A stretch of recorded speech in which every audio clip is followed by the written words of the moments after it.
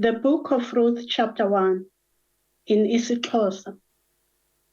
Ukumka nokubuya kuka. Ke kaloku kwathi ngemihla yokulawula kwabagwebi. Kwabakho indlala elizweni. Yahamba indoda yaseBethlehem yakwaYuda. Yaza yaphambukela elizweni lakwaMowabi.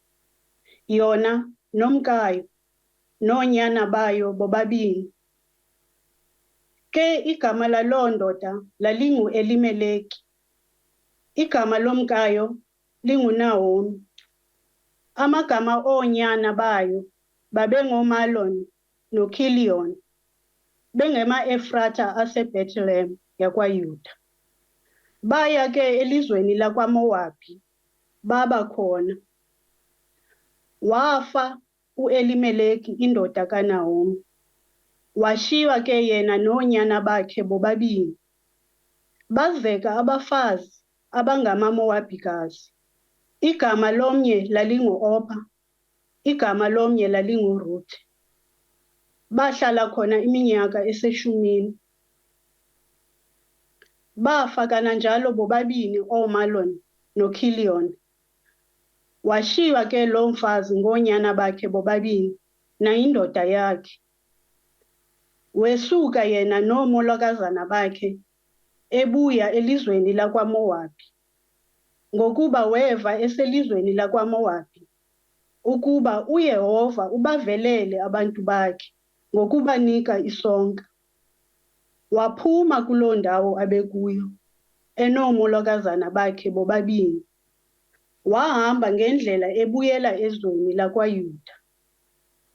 Wathi uNaomi koomolokazana bakhe bobabini, hambani, nibuyele elowo endlwini yonina.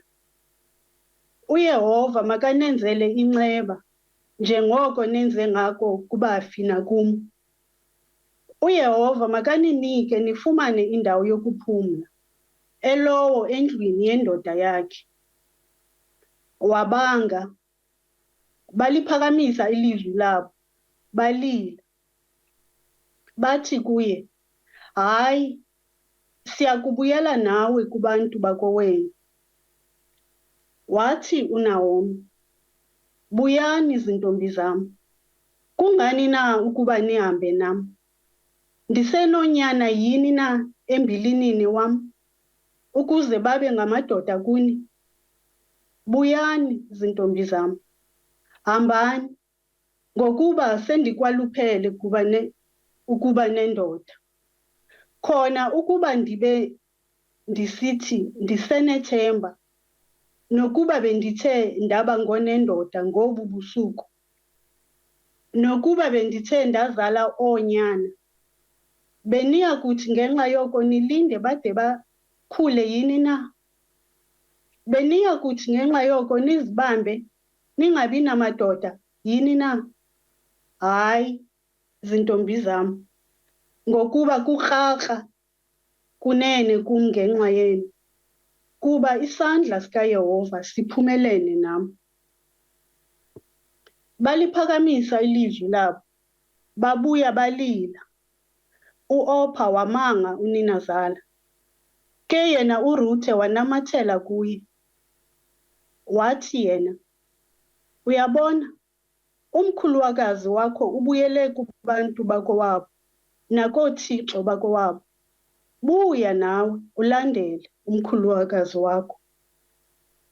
Wathi uRuthe, musa ukundibongoza ngokuthi mandikushiye, ndibuye ndingakulandeli, ngokuba apho uya khona ndiyakuya nam, apho uya kuthi vu khona ndiyakuthi vu khona. Abantu bakowenu baya kuba ngabantu bam, abe nguThixo wam. Apho khona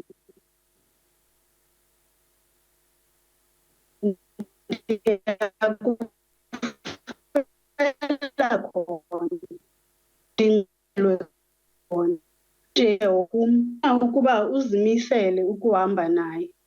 Wayeka ukuthetha kuye. Bahamba ke bobabini bada bafika eBethlehem. Kwathi xa bangenayo eBethlehem, wazamazama wonke umzi ngenxa yabo. Bathi, "NguNaomi na lo?" Wathi kubo, "Musani ukuthi ndinguNaomi, yithini ndinguMara, ngokuba uSomandla undenze ndakrakra kunene. Ndemka mna ndizele, ke uYehova undibuyisa ndilambatha. Yini na ukuba nithi uYehova engqinile njengam, uSomandla endenzele ububi nje?" Wabuya ke uNaomi enoRuthe, uMoabikazi, umolokazana wakhe, owabuya elizweni lakwaMowabi. Bafika bona eBethlehem ekuqalekeni kokuvunwa kwerhasi. Ruth chapter 2. Now there was a wealthy and influential man in Bethlehem named Boaz, who was a relative of Naomi's husband Elimelech. One day, Ruth the Moabite said to Naomi, "Let me go out into the harvest fields to pick up the stalks of grain left behind by anyone who is kind enough to let me do it." Naomi replied, "All right, my daughter, go ahead." So Ruth went out to gather grain behind the harvesters. And as it happened, she found herself working in the field that belonged to Boaz, the relative of her father-in-law, Elimelech. When she was there, Boaz arrived from Bethlehem and greeted the harvesters. "The Lord be with you," he said. "The Lord bless you," the harvesters replied. Then Boaz asked his foreman, "Who is the young woman over there? Who does she belong to?" The foreman replied, "She's the young woman from Moab who came back with Naomi. She asked me this morning if she could gather grain behind the harvesters. She has been hard at work ever since, except for a few minutes' rest in the shelter." Boaz went over and said to Ruth, "Listen, my daughter, stay right here with us when you gather grain. Don't go to any other fields. Stay right behind the young women working in my field. See which part of the field they are harvesting, and then follow them. I have warned the young men not to treat you roughly. And when you are thirsty, help yourself to the water they have drawn from the well." Ruth fell at his feet and thanked him warmly. "What have I done to deserve such kindness?" she asked. "I am only a foreigner." "Yes, I know," Boaz replied, "but I also know about everything you have done for your mother-in-law since the death of your husband. I have heard how you left your father and mother and your own land to live here among complete strangers. May the Lord, the God of Israel, under whose wings you have come to take refuge, reward you fully for what you have done." "I hope I continue to please you, sir," she replied. "You have comforted me by speaking so kindly to me, even though I am not one of your workers." At mealtime, Boaz called to her, "Come over here and help yourself to some food. You can dip your bread in the sour wine." So she sat with the harvesters and Boaz gave her some roasted grain to eat. She ate all she wanted and still had some left over. When Ruth went back to work, Boaz ordered his young men, "Let her gather grain right among the sheaves without stopping her, and pull out some heads of barley from the bundles and drop them on purpose for her. Let her pick them up and don't give her a hard time." So Ruth gathered barley there all day, and when she beat the grain that evening, it filled an entire basket. She carried it back into town and showed it to her mother-in-law. Ruth also gave her the roasted grain that was left over from her meal. "Where did you gather all this grain today?" Naomi asked. "Where did you work? May the Lord bless the one who helped you." So Ruth told her mother-in-law about the man in whose field she had worked. She said, "The man I worked with today is named Boaz." "May the Lord bless him," Naomi told her daughter-in-law. "He is showing his kindness to us as well as to your dead husband. That man is one of our closest relatives, one of our family redeemers." Then Ruth said, "What's more, Boaz even told me to come back and stay with the harvesters until the entire harvest is complete." "Good," Naomi explained. "Do as he said, my daughter. Stay with his young women right through the whole harvest. You might be harassed in other fields, but you'll be safe with him." So Ruth worked alongside the women in Boaz's field and gathered the grain with them until the end of the barley harvest. Then she continued working with them through the wheat harvest in the early summer, and all the while she lived with her mother-in-law. Chapter 3. Then Naomi, her mother-in-law, said to her, "My daughter, should I not seek rest for you, that it may go well with you? Is not Boaz your relative, with whose young wife you were? See, he is winnowing barley tonight at the threshing floor. Wash therefore and anoint yourself, and put on your cloak, and go down to the threshing floor. But do not make yourself known to the man until he has finished eating and drinking. But when he lies down, observe the place where he lies. Then go and uncover his feet and lie down, and he will tell you what to do."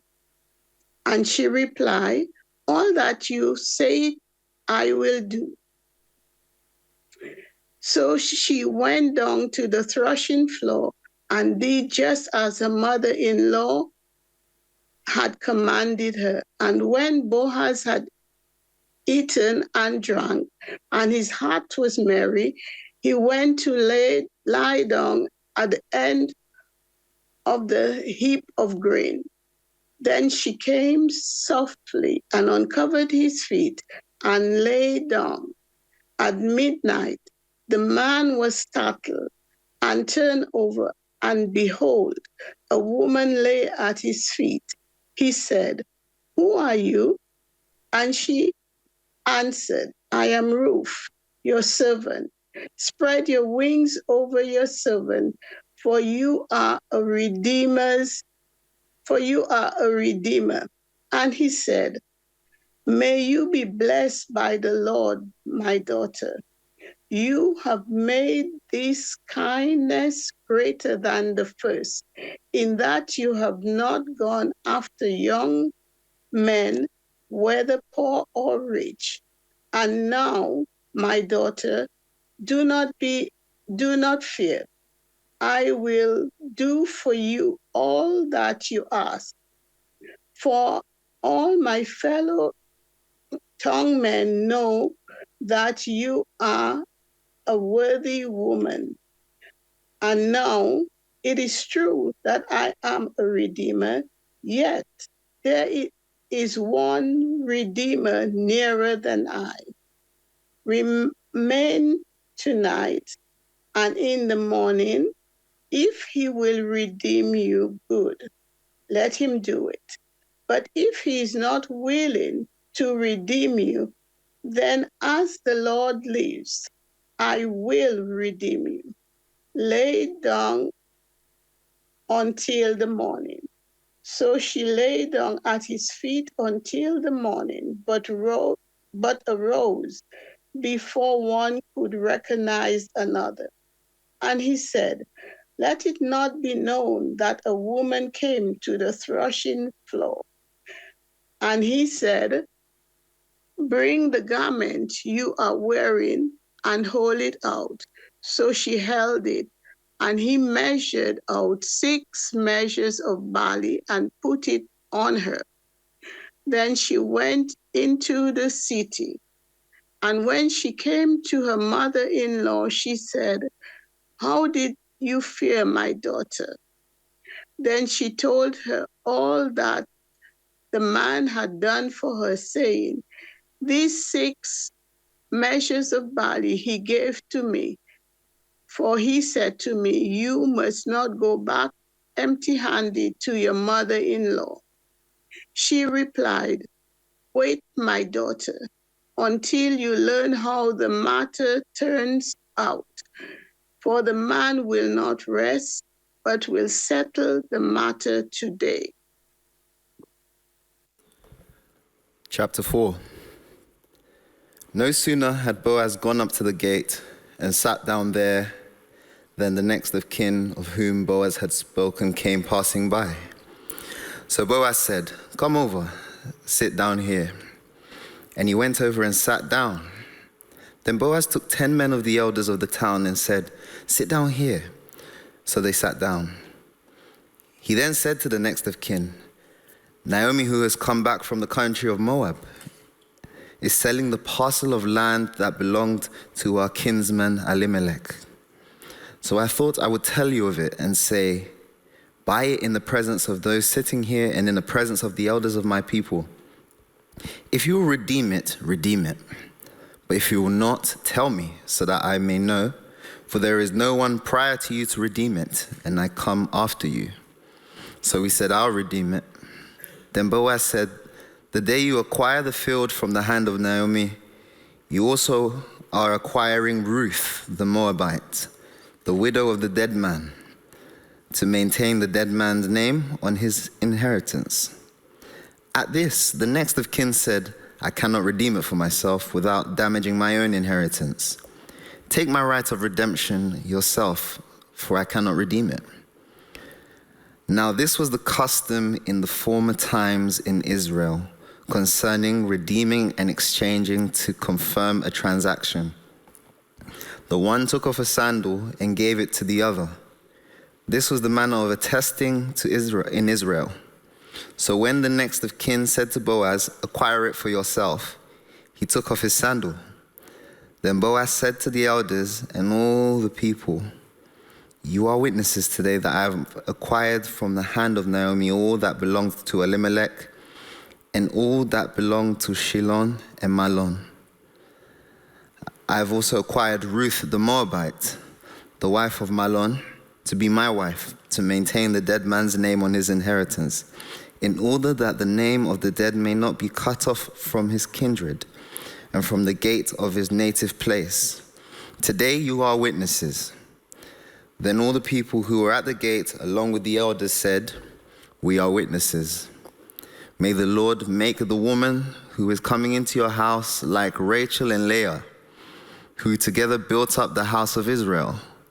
May you produce children in Ephrathah and bestow a name in Bethlehem.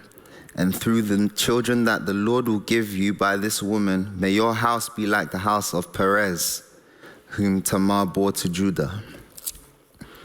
So Boaz took Ruth, and she became his wife. When they came together, the Lord made her conceive, and she bore a son.